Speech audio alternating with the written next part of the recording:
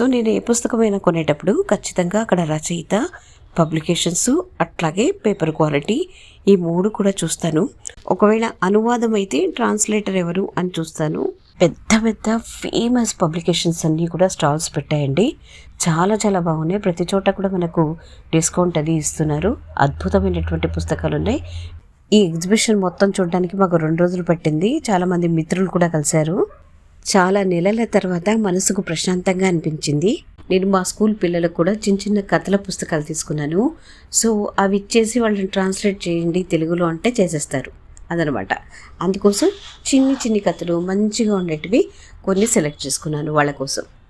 So ఈసారి ఇట్లాంటి book ఫేర్కి మీరు కూడా రావడానికి ప్రయత్నం చేయండి.